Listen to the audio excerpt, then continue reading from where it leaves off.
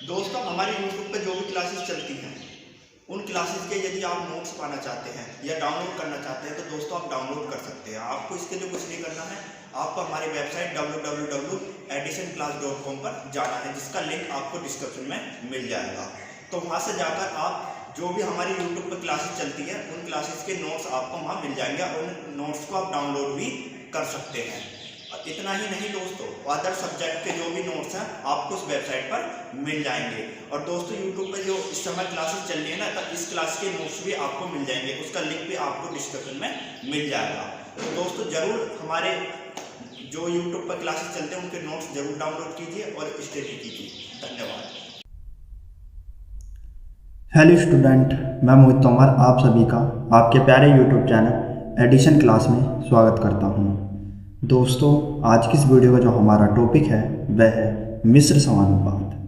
तो दोस्तों मैं आपको मिश्र समानुपात के जो क्वेश्चन हैं उन्हें हल करवा रहा हूं, जो कि कंपटीशन लेवल में पूछे जाते हैं।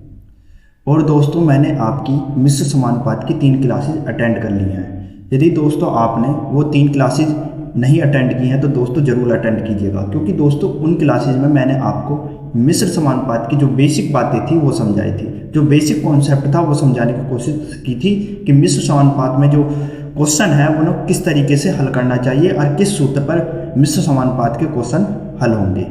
ये दोस्तों मैंने उन 3 क्लासेज में आपको समझाया था। यदि आपने नहीं देखी है वह वीडियो तो ज़रूर देखिएगा, उनका लिंक आपको डिस्क्रिप्शन में मिल जाएगा। तो दोस्तों जो मिश्र समानुपात की मैंने 3 क्लासेज ली थी आपकी, उनमें मैंने दोस्तों क्वेश्चन नंबर 13 तक के सारे क्वेश्चन करा दिए थे। आज की इस क्लास में मैं आपको क्वेश्चन नंबर 14 से क्वेश्चन हल करवाऊंगा।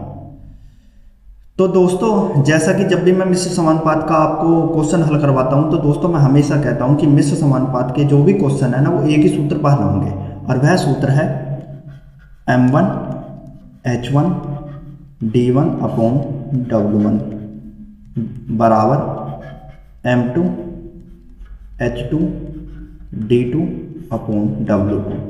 दोस्तों मैं हमेशा कहता हूं कि मिश्र समानुपात का जो भी क्वेश्चन होगा वो केवल इसी सूत्र से हल होगा। सारे के सारे क्वेश्चनों में केवल यही फॉर्मूला लगेगा, इसके सिवा कोई सा फॉर्मूला नहीं लगेगा। बस आपको यही फॉर्मूला ध्यान रखना है। और दोस्तों ये भी ध्यान रखना कि M1 H1 D1 upon W1 का मतलब क्या है, M2 H2 D2 upon W2 का मतलब क्या है, M1 की वैल्यू क्या होगी, H1 की वैल्यू क्या होगी, D1 की वैल्यू क्या होगी, W1 की वैल्यू क्या होगी, M2 की वैल्यू क्या होगी, H2 की वैल्यू क्या होगी, D2 की वैल्यू क्या होगी और W2 की वैल्यू क्या होगी। तो ये भी आपको पता होनी चाहिए। आपको ये पता होना चाहिए कि कौन सी वैल्यू कहाँ रखनी है, कौन सा डेटा कहाँ फिट करना है, ये भी आपको पता होना चाहिए। और दोस्तों आप ध्यान रखना, M का मतलब है व्यक्तियों की संख्या, H का मतलब है घंटों की संख्या और D का मतलब है दिनों की संख्या और W का मतलब है कार्य है, मतलब जो भी व्यक्ति कार्य करेगा वो और उस कार्य की जो भी वैल्यू होगी वो वैल्यू W के स्थान पर आएगी, या तो W1 के स्थान पर आएगी या W2 के स्थान पर आएगी, ठीक है ना। वह हमारा व्यक्ति जो भी कार्य करेगा वो या तो W1 वैल्यू मानी जाएगी या W2 वैल्यू मानी जाएगी, ठीक है ना। तो आपको पता होना चाहिए कि कौन सी वैल्यू कहाँ फिट करनी है। तो जैसे कि मैं क्वेश्चन आपको हल कराता जाऊँगा उस हिसाब से आपको समझ में आ जाएगा कि इस सूत्र का प्रयोग कैसे करना है, ठीक है दोस्तों। तो देखिए दोस्तों हमारा जो क्वेश्चन नंबर 14 है उस क्वेश्चन नंबर 14 को देखिए। क्वेश्चन नंबर 14 ये है, यदि 12 बढ़ई प्रतिदिन 6 घंटा कार्य करके 24 दिन में 460 कुर्सियाँ बनाएं तो 18 बढ़ई प्रतिदिन 8 घंटा कार्य करके 36 दिन में कितनी कुर्सियाँ बनाएंगे। तो दोस्तों क्वेश्चन नंबर 14 ये कह रहा है कि हमारे पास 12 बढ़ई हैं। कितने बढ़ई हैं? 12 बढ़ई हैं और 12 के 12 बढ़ई वो 6 घंटा रोज कार्य कर रहे हैं। कितने घंटा कार्य कर रहे हैं? 6 घंटा। और 12 बढ़ई 6 घंटा रोज कार्य कर 24 दिन में 460 कुर्सियाँ बना देते हैं। कितनी कुर्सियाँ बना देते हैं? 460 कुर्सियाँ बना देते हैं, ठीक है दोस्तों। इसका मतलब हमारे इसमें M1 की वैल्यू क्या है, इसमें हमारी M1 की वैल्यू क्या है, तो हमारी इसमें M1 की वैल्यू है 12, क्योंकि दोस्तों हमें पहले ये डाटा दे रहा था, हमें व्यक्तियों की संख्या कितनी दे रखी है? 12 बढ़ई दे रखे हैं। तो सबसे पहली वैल्यू हमें यही दे रखी है, इसलिए मैंने M1 क्या दे रहा मान लिया, 12 मान लिया। M1 की वैल्यू क्या होगी मेरी? 12 होगी, ठीक है। अब 12 बढ़ई कितने घंटे कार्य कर रहे हैं? रोज 6 घंटे। तो दोस्तों मेरी H1 की वैल्यू क्या होगी? मेरी H1 की वैल्यू 6 होगी। H1 की वैल्यू क्या होगी दोस्तों? 6 होगी। तो 12 बढ़ई प्रतिदिन 6 घंटा कार्य करके 24 दिन में, तो दोस्तों मेरी D1 की वैल्यू क्या होगी? 24 होगी। D1 की वैल्यू क्या होगी? 24 होगी। तो 12 बढ़ई प्रतिदिन 6 घंटा कार्य कर 24 दिन में 460 कुर्सियाँ बनाएंगे। तो दोस्तों वो यदि 12 बढ़ई 6 घंटा रोज कार्य कर 24 दिन में 460 कुर्सियाँ बना रहे हैं, तो जो 460 कुर्सियाँ बना रहे हैं ना, ये बनाना क्या है, इनका कार्य है। मतलब 460 जो इन्होंने कुर्सियाँ बनाई है, इनका कार्य था। तो कार्य को क्वेश्चन उपस्थित करते हैं W से, तो हमारी W1 की वैल्यू क्या होगी 460, क्योंकि दोस्तों इन 12 बढ़इयों ने, जो 12 बढ़ई हैं, इन्होंने 6 घंटा कार्य कर 24 दिन में 460 कुर्सियाँ बना दी हैं। तो ये जो 460 कुर्सियाँ बनाई हैं, ये इनका कार्य है। तो W1 की वैल्यू क्या होगी 460 होगी।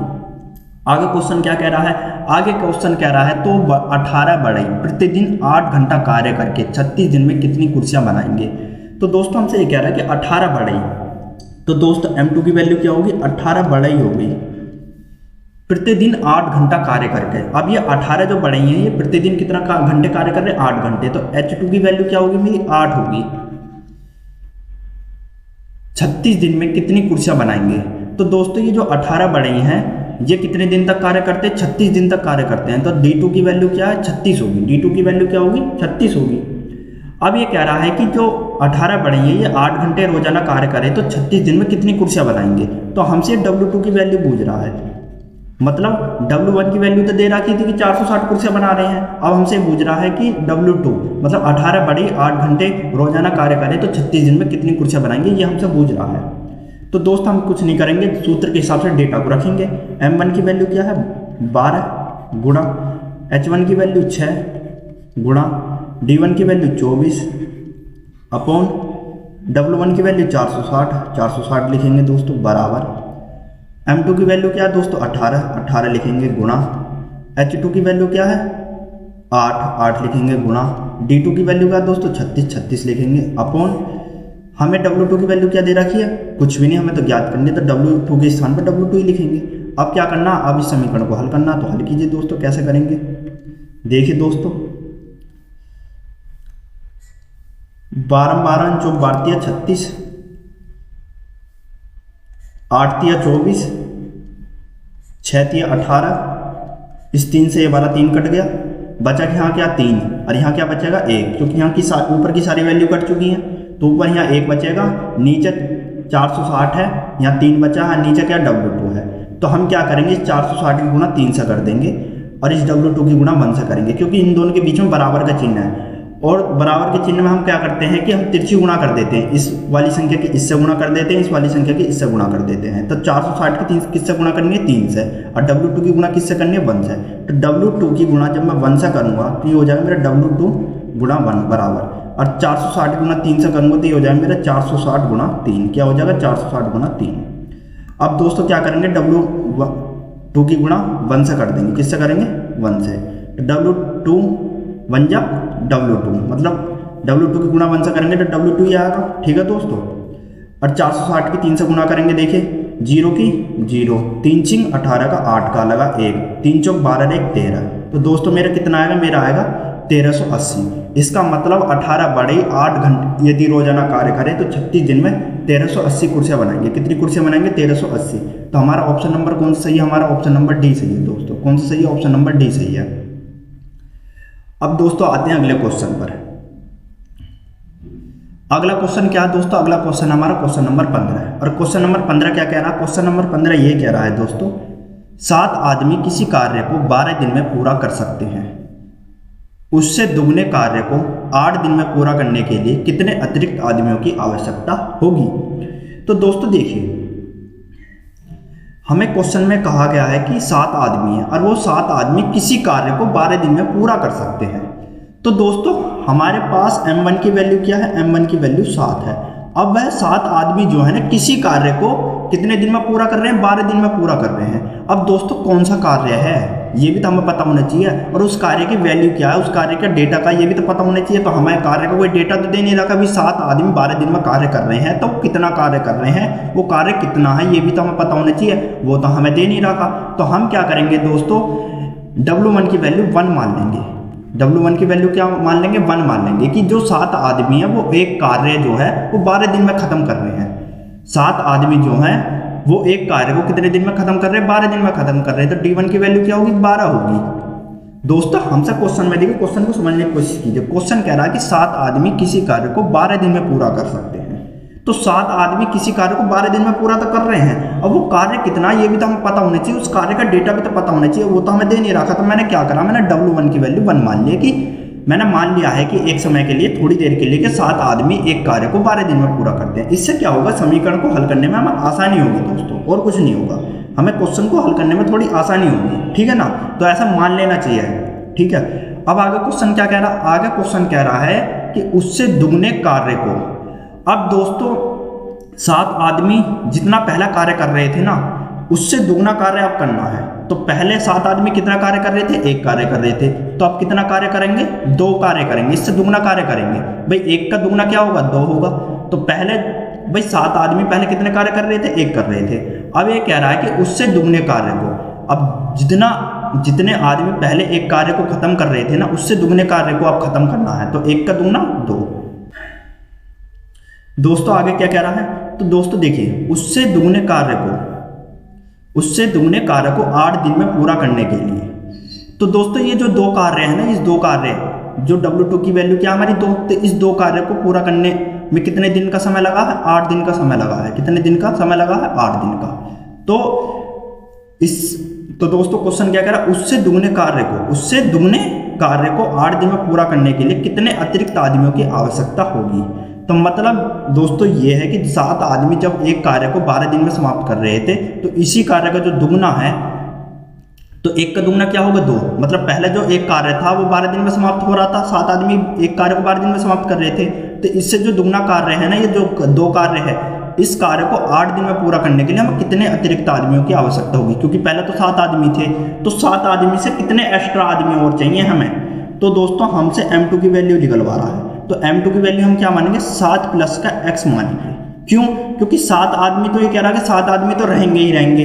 अब 7 आदमी के साथ कितने और आदमी हम लेकर आए, जिससे कि जो ये 2 कार्य है, ये 2 कार्य 8 दिन में पूरा हो जाए। क्वेश्चन ये कहना चाह रहा है कि जो 7 आदमी वो तो रहेंगे ही रहेंगे।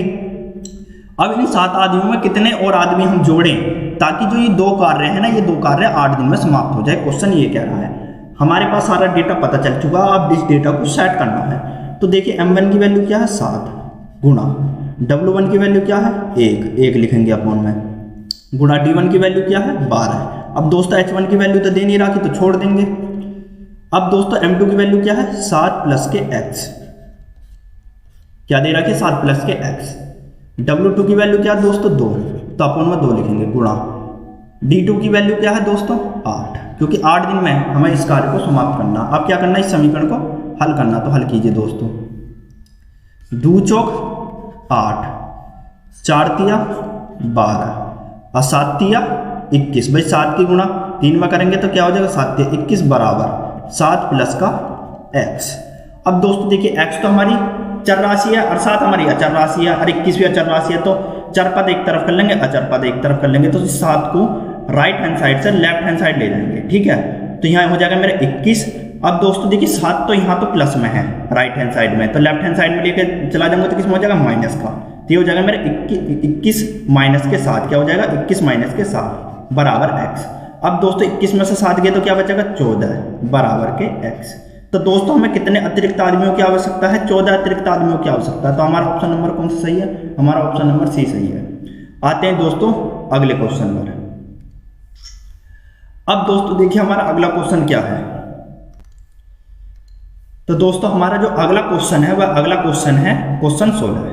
क्वेश्चन 16 क्या कह रहा है कि रवि किसी दूरी को प्रतिदिन 9 घंटे विश्राम करके 40 दिन में तय कर सकता है, तो पहले से दुगनी दूरी को दुगनी चाल से प्रतिदिन दुगने समय विश्राम करके वह कितने दिन में तय करेगा। तो दोस्तों देखिए क्वेश्चन क्या कहना चाह रहा है, क्वेश्चन ये कह रहा है कि रवि एक ही व्यक्ति है।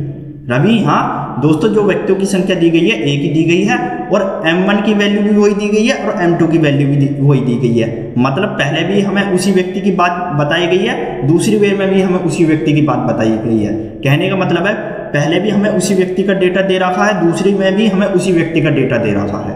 तो M1 की वैल्यू और M2 की वैल्यू हमें 1 ही माननी पड़ेगी। मतलब M1 भी रवि है और M2 भी रवि है, क्योंकि यार रवि की ही बात की गई है, ठीक है ना। तो रवि किसी दूरी को 9 घंटे विश्राम करके 40 दिन में तय कर सकता है। तो दोस्तों हम M1 की वैल्यू क्या मानेंगे, पहले तो 1 मान लेंगे कि रवि है, रवि एक ही व्यक्ति है। तो रवि किसी दूरी को 9 घंटे विश्राम करके 40 दिन में पूरी कर लेता है। तो दोस्तों रवि किसी दूरी को तय करता है, अब वो दूरी कितनी ये तो हम पता ही नहीं है ना, हमें कोई दे थोड़ी रखी है क्वेश्चन में, तो हमें दूरी तो पता नहीं है। तो दोस्तों यदि बाय चांस हमें दूरी दी होती तो हम उस दूरी को क्या मानते, उसे कहाँ सेट करते। तो दोस्तों आप कह रहे होंगे कि सर दूरी तो चलने का काम है, मतलब कोई भी दूरी होगी तो हम चल के ही तय करेंगे। तो चलना क्या है, एक कार्य है, तो कार्य को हम किससे निरूपित करते हैं दोस्तों, W से। तो हम क्या करते हैं, W1 की वैल्यू 1 मानेंगे, W1 की वैल्यू क्या मानेंगे, 1 मानेंगे। हम थोड़ी देर के लिए मान लेते हैं कि रवि जो रवि है वो 9 घंटे विश्राम करके 40 दिन में जो दूरी तय करता है वो दूरी है 1 किलोमीटर। रवि जो है 1 किलोमीटर की दूरी 9 घंटे विश्राम करके 40 दिन में तय कर लेता। हम मान लेते हैं कि जो रवि दूरी तय कर रहा था वो दूरी है 1 किलोमीटर। वह दूरी कितनी है, 1 किलोमीटर। एक समय के लिए थोड़ी देर के लिए मान लेते हैं। तो रवि 1 किलोमीटर की दूरी कितने घंटे विश्राम करके तय करता है, तो 9 घंटे विश्राम करके तय करता है। और कितने दिन में तय करता है, 40 दिन में। तो D1 की वैल्यू 40, H1 की वैल्यू 9। ठीक है दोस्तों, यहाँ तक आपको समझ में आ गया होगा। दोस्तों देखिए मुझे यहाँ में दूरी तो दे नहीं रखी थी, तो मैंने क्या करा था कि दूरी 1 मान ली कि रवि जो है मान लीजिए 1 किलोमीटर की दूरी 9 घंटे विश्राम करके 40 दिन में तय कर लेता है। जब हमें कोई डेटा दे नहीं रहा था तो हमें कोई डेटा मानना होगा, क्योंकि तभी तो हम समीकरण को हल कर पाएंगे। अब आगे क्वेश्चन क्या कह रहा है, आगे क्वेश्चन ये दोस्तों ये कह रहा है कि पहले से दुगनी दूरी को दुगनी चाल से, मतलब रवि जितनी पहले दूरी चल रहा था ना, अब उससे दुगनी दूरी चलनी है उसे। मतलब पहले दूरी चल कितना रहा था रवि, तो पहले दूरी चल रहा था 1 किलोमीटर, अब कितनी चलेगा, इसकी दुगनी चलेगा। तो 1 की दुगनी क्या होगा दोस्तों, 1 का दुगना बताइए। तो दोस्तों आप कहेंगे कि जी 1 का दुगना तो 2 हो गया है, तो इसका मतलब अब रवि को कितनी किलोमीटर की दूरी चलनी है, 2 किलोमीटर की दूरी तय चलनी है। अब दोस्तों आगे क्वेश्चन में कुछ और भी ऐड कर दिया इसने। आगे क्या ऐड कर दिया, आगे इसने ये ऐड कर दिया कि पहले से दुगनी दूरी को दुगनी चाल से। अब दोस्तों मैं चाल की वैल्यू दे रखी है, तो मतलब दुगनी चाल से चल रहा था, तो मतलब जब रवि 1 किलोमीटर की दूरी तय कर रहा होगा तो उसकी कोई चाल होगी। अब वो चाल तो हमें पता नहीं है, तो हम क्या करेंगे, हम चाल भी 1 मान लेंगे। चाल भी क्या मान लेंगे, 1 मान लेंगे कि जो रवि था वो 1 किलोमीटर की दूरी को 1 किलोमीटर प्रति घंटे की चाल से, मतलब 1 किलोमीटर प्रति घंटे की चाल से 9 घंटे विश्राम करके 40 दिन में तय कर लेता है। हम एक समय के लिए मान लेते हैं, एक समय के लिए क्या कर लेते हैं, मान लेते हैं, क्योंकि हमें कोई वैल्यू तो दे नहीं रखी, तो हमें कुछ तो डेटा मानना होगा। तो मैंने क्या करा, 1 किलोमीटर की दूरी मान ली और 1 किलोमीटर प्रति घंटे की चाल से मैंने वो मान लिया। 1 किलोमीटर प्रति घंटे क्या मान ली मैंने, चाल मान ली। तो दूरी का दुगना क्या होगा, 2 हो गया। तो चाल का दुगना क्या होगा, 2 होगा। भाई 1 का दुगना 2, इस 1 का भी दुगना 2, क्योंकि दूरी भी दुगनी चल रहा है, चाल भी दुगनी चल रहा है आपकी वेर। ठीक है, तो दोस्तों मैं W2 की वैल्यू क्या मानूंगा, W2 की वैल्यू में दोस्तों देखिए मैंने गलती कर दिया, मैंने W1 लिख रखा है, आप यहाँ W2 करिए। ठीक है ना दोस्तों, यहाँ आप क्या करिए, W2 कीजिए। यहाँ मैंने W1 कर रखा है, यहाँ W2 है, क्योंकि W1 की वैल्यू तो ये है, W2 की वैल्यू ये है।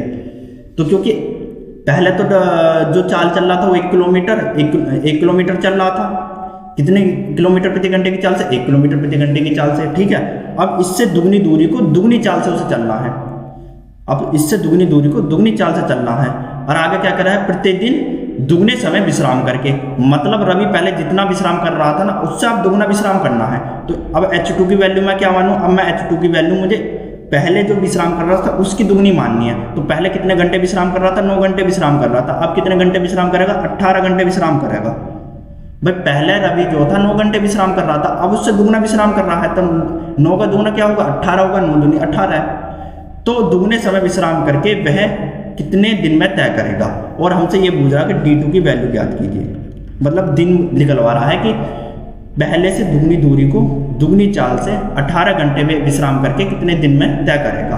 और मैंने बताया कि अब की वेट जो हमें M2 और M1 की वैल्यू दे रखी है वो एक ही दे रखी है, क्योंकि हमें दोनों में एक ही व्यक्ति के डेटा दिया हुआ है। दोनों जो हमारा जो कॉन्सेप्ट है इस क्वेश्चन में जो हमें डेटा दिया गया है वो दोनों में एक ही व्यक्ति का दिया हुआ है, तो हम M1 की वैल्यू भी एक ही मानेंगे, M2 की वैल्यू भी एक ही मानेंगे। ठीक है ना, इस बात का ध्यान रखना।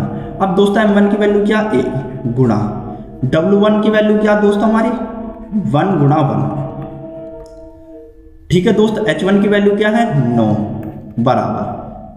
दोस्तों देखिए हमें D1 की वैल्यू दे रखी, तो D1 की वैल्यू भी लिखेंगे। D1 की वैल्यू क्या है दोस्तों, 40, तो 40 बराबर m2 की वैल्यू क्या है दोस्तों 1 गुणा w2 की वैल्यू क्या है दोस्तों 2 गुणा 2, तो w अपॉन में 2 गुणा 2 लिखेंगे। h2 की वैल्यू क्या है दोस्तों हमारी 18 गुणा d2 की वैल्यू हमें ज्ञात करनी है, तो d2 का d2। अब दोस्तों क्या करना, अब आपको इस समीकरण को हल करना, तो हल कीजिए। तो दोस्तों देखिए दूनी 18 9 से 9 गया।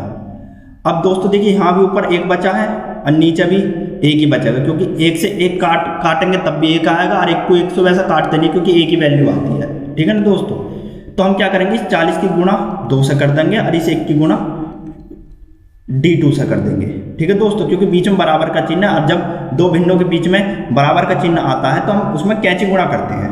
तो 40 की गुणा 2 से, तो 40 की गुणा 2 से करेंगे तो 40 गुणा 2 हो जाएगा बराबर, और d2 की गुणा 1 से करेंगे तो d2 गुणा 1 हो जाएगा, ठीक है दोस्तों। 40 दूनी 80, 40 दूनी 80 बराबर d2 की गुणा 1 से करेंगे तो d2 आएगा।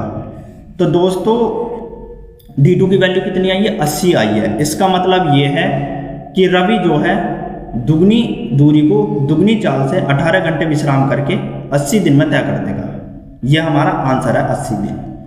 तो दोस्तों आज की क्लासेस में केवल इतना ही, इससे आगे के जो क्वेश्चन है मैं अगली क्लास में हल कराऊंगा। यदि दोस्तों यहाँ तक कि आपको हमारी ये वीडियो पसंद आई है तो दोस्तों हमारे चैनल को लाइक सब्सक्राइब शेयर जरूर कीजिए। दोस्तों आपको हमारी वीडियो देखने का बहुत बहुत धन्यवाद।